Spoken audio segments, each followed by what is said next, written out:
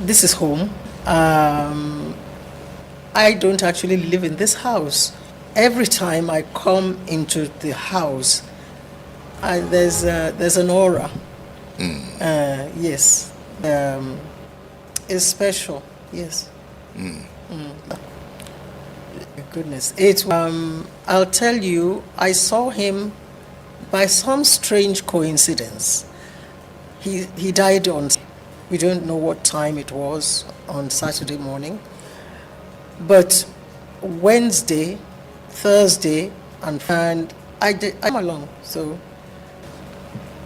and we just simply chatted. Called my sister, Mrs. Shoide. I said, I'm going to Ikene. Papa said we should come and visit. And she said, yes, I would like to come along. So she came. We met up at my house and we came. And so we had a good time with him, a really good time in his bedroom. Then on Friday, he had an eye appointment with Professor Mrs. Oluni. So I had to come back again. And on that day, Mrs. Oyeduno accompanied Professor Oluni. And we were in his room. And he said, and Mrs. Oluni was saying, Papa, you read too much, you write too much, you are doing too much work. And he turned around and looked Professor Oluni in the face. He said he would work until the day he died. That was what he told Mrs. Oluni. That was not negotiable. No. So, when he finished, he came downstairs to that room there because he needed a haircut. The barber was already waiting. Alhaji Gbadamosi was also here. So when I was leaving, they were both in that room, Papa and Alhaji Gbadamosi. Papa had the barber cloth round his neck. That was my last picture of him. So I went in to say goodbye. I said I was leaving. He said, I want you to come back. No. That was on Thursday. He told me he wanted to, when I came back on Friday, that I should prepare to stay overnight, Friday to Saturday. But when I arrived, he said, where is Buju Buju? I said, she's not here. He said, so you're not staying? I said, no. And he looked crestfallen. I can never forget. And I regret that. I will regret that forever. He sat on his bed. I sat on the chair by his bed. And we were chatting, but he didn't look me in the eye.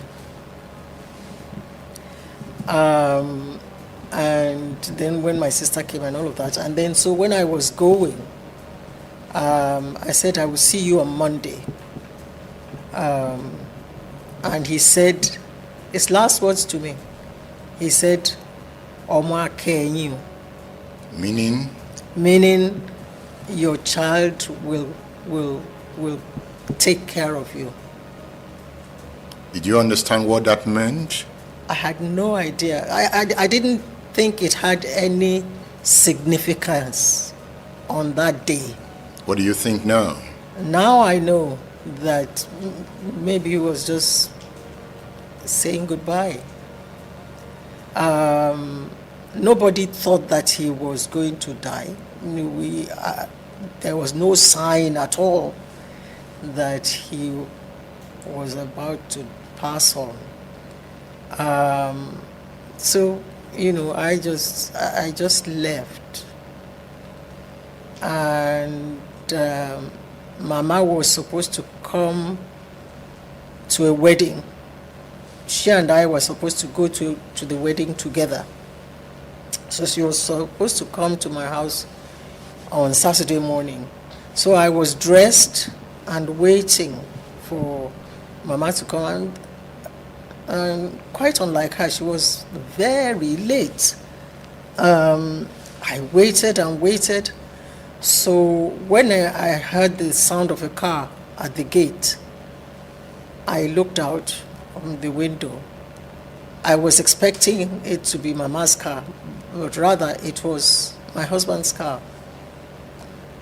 And because the plan was that we would go to the wedding, Mama would drop me at the clinic where my husband was working, and then he and I would come home to our house in Lagos.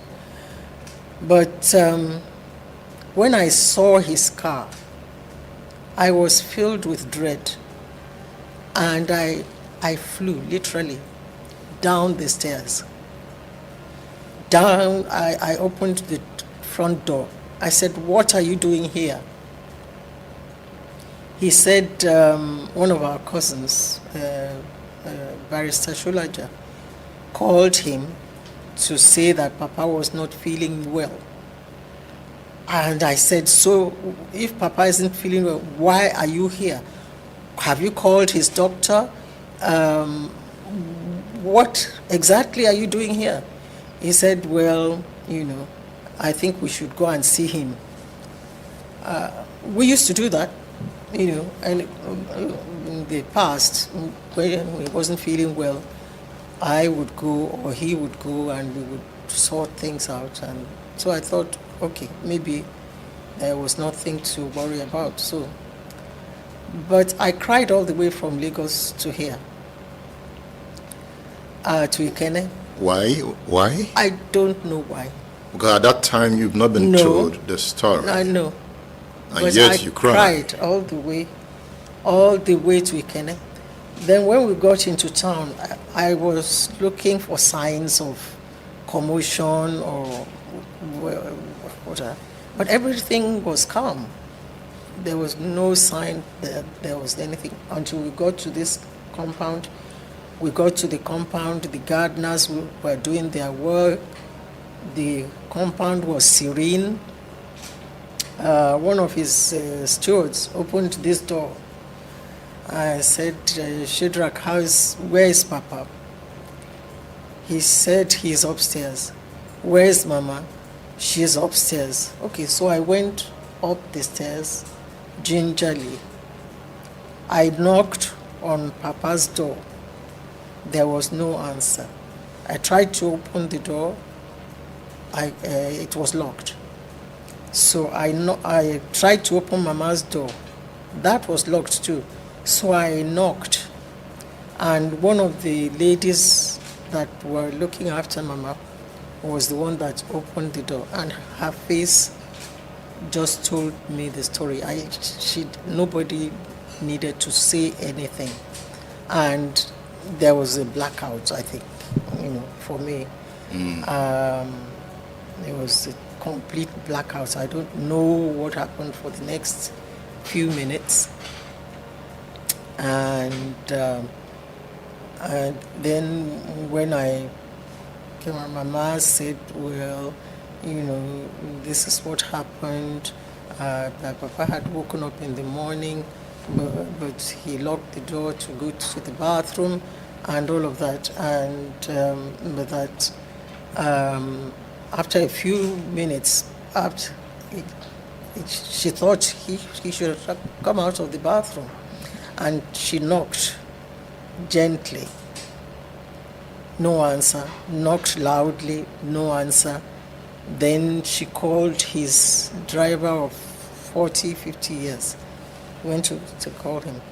And they took a big stick. And at that point, they knew that there was something seriously wrong. So she told me all of that. And so I said I wanted to see him. So they opened the connecting door between Mama's room and his room, and I simply fell on his body. I just fell on his body and lay there, and they had to pull me off. No, it was bad. It was a bad day, and I knew I had lost a vital pillar He wasn't in ill? my life. No, he wasn't. He actually had a workout about 2 days before. Everything was all right. His ECG was fine. Everything was fine. So what happened in the bathroom? I don't know. I think it was just one of these sudden death syndromes. Nobody will ever be able to tell that story, but I think he just maybe had a catastrophic event. State Affairs with Edmondo Bilo is live.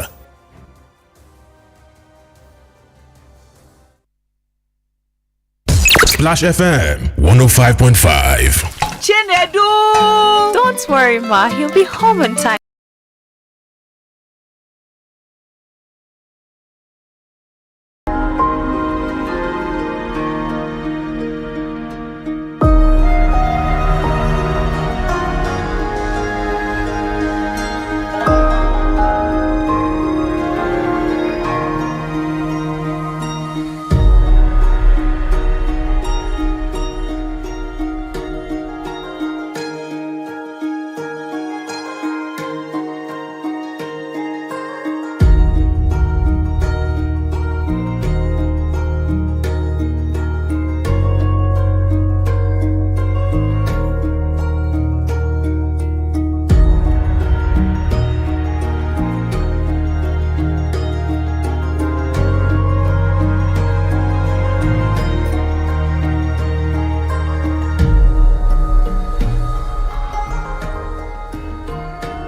Welcome to Brownview Farms. We're into vegetable production. Basically, tomato. We'll be having tomato factory here. We want to convert our tomato to tomato powder of different spice, just like you have the jollof and the likes.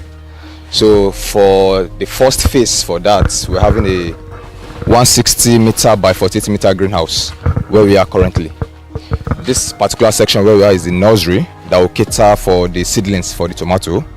So beside us to our left, we have the spans where we'll grow the tomato.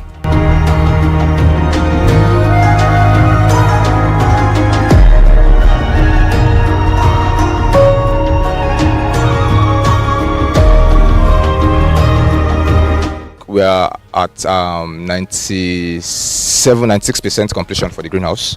In 2 weeks' time, we should have the nursery set up actually. So, and nursery phase usually take a month for tomato, 28 days to 30 days. After that, we transplant to the greenhouse. Then behind the greenhouse we also have the banana and plantain open feed production, because we intend also having banana where we also convert the banana to banana powder. Also here in this place we have the factory within, so we are not taking any raw material outside. So that's currently we have this greenhouse as phase 1. Beside it we have greenhouse 2 and greenhouse 3, which is still under construction. You are building more greenhouses? Yes, we are. So this is the first one. This is 7,680 meters square. So we have another 7,680 meters square. 2 of that also coming soon. The foundation is already ongoing. So if we can walk towards there, you see that.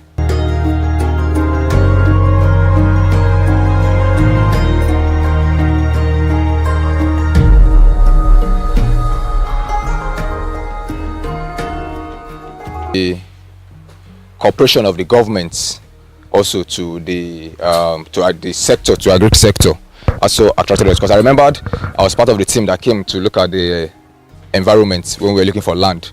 We searched other places. In fact, the road was terrible then, but the governor assured us that the road will be fixed.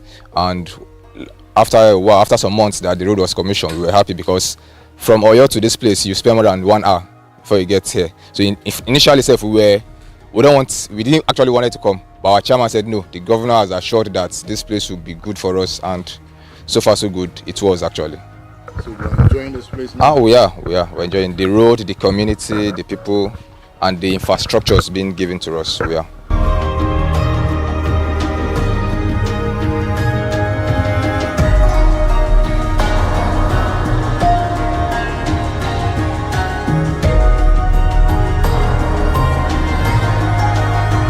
This is called a cooling pad. So it's a recirculatory system unit where it sucks in water from this is an underground storage or water storage unit. It pumps, the water comes into the cooling pad and flows back again inside. So as the cooling pad is working, the fan, the heat extractor, extracts heat. Then it draws in the coolness of the water to itself. So it makes the whole system very cold. It's hot because the shade net has not been fixed. That's number one. Then it's the covering is actually nylon. So that's the shade net over there. So we are fixing that. So we are fixing it step by step. We did that yesterday night. We finished around 3 a.m. because we can't work in this heat also. So we work early in the morning and in the night. You have light? We put on generator for now.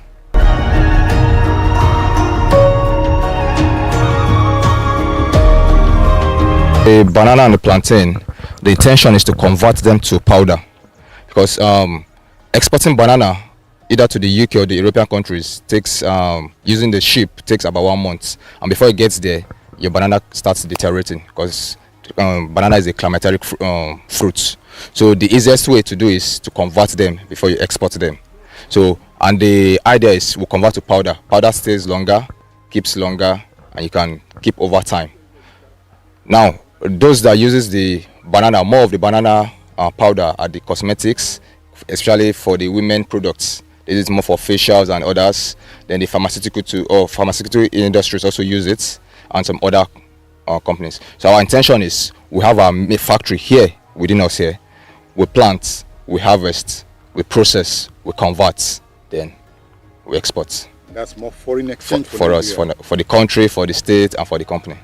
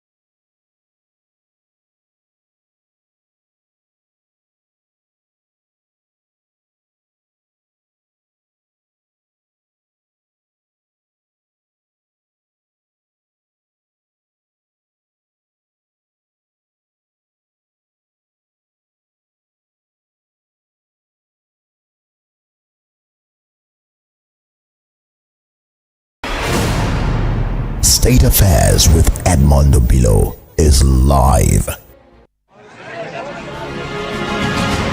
In the global village of conflicting ideologies and complexities, understanding systems and schemes through awareness and social reconstruction becomes expedient. They never told you how you offended them? I'm not on trial, so I can't go before Join the radio man Edmondo Bilo on State Affairs for local and international politics, security, extensive economic analysis, interviews, and world power play. Nigerians must choose the path they want to follow. Follow the same looters and sponsors of violence who control the political structures or encourage the formation of a new leadership team. Be a global citizen and join the radio revolution on State Affairs. State Affairs with Edmond Obilo. Radio just got deeper.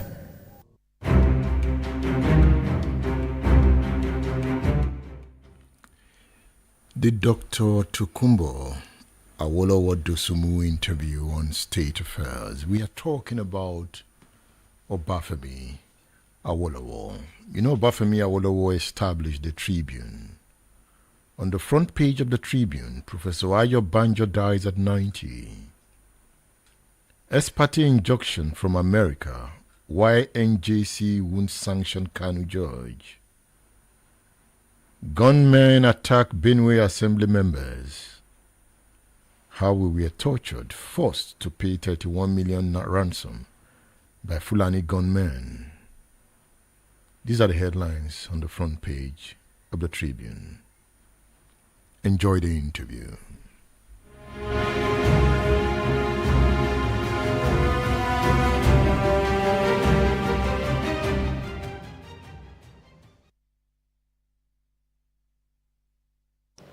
What kind of father was he? He was different from every other father that I knew. He loved his children very deeply, very, very deeply. But he had the dilemma, which, looking back now, at my age,